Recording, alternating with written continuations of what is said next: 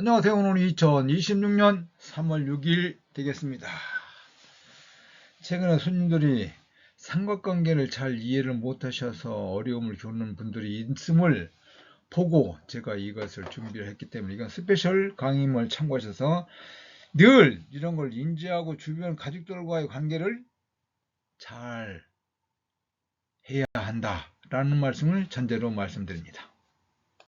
먼저 가족 삼각관계는 가족 내 긴장이 높아질 때 두 사람 사이 불안을 해소하기 위해서 제3자나 특정 문제를 끌어들여서 평온을 유지하는 역동적 행동을 말하는데요. 삼각관계는 가족의 평온을 유지하는 눈물겨운 노력이지만 결국 모두의 성장을 멈추게 하는 덫이 된다는 사실 기억하시고, 이게 주변에 늘 있습니다. 저도 살아오면서 그간에 있었던 과거를 되돌아보면 늘 있었는데 몰랐다는 사실이죠. 따라서 이걸 알고 있으면 이 관계를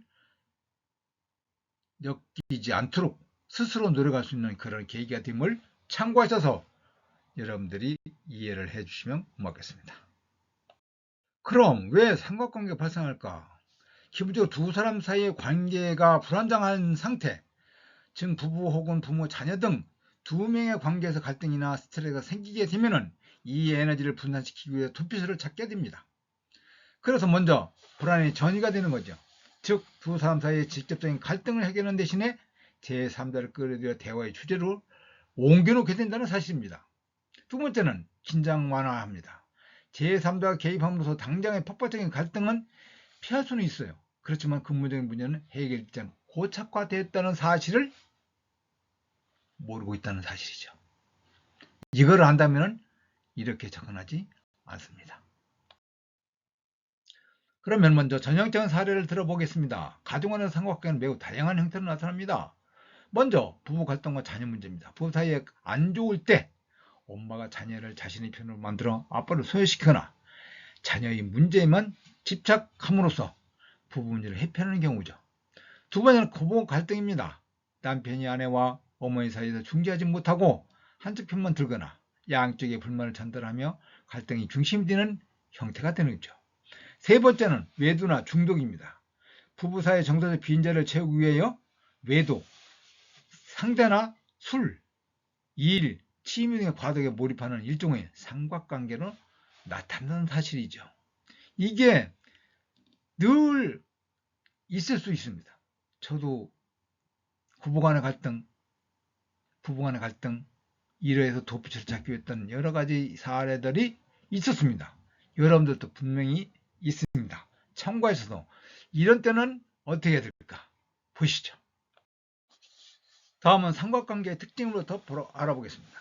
삼각관계 특징은 안정성을 추구합니다. 불안을 줄이는 본능적인 시도이지만 가짜 안정이 된다는 사실. 두 번째는 여기에는 분명히 희생양이 발생합니다. 삼각관계에 끼어든 제3자, 주로 자녀가 되겠죠. 전서적 과보를 겪어야 된다는 사실.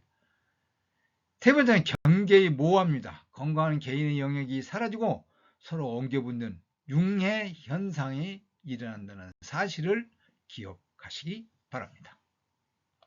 그럼 어떻게 해결할까? 문제는 건강하지 못한 삼각고리를 끊어내는 겁니다. 첫 번째로 객관화하기입니다.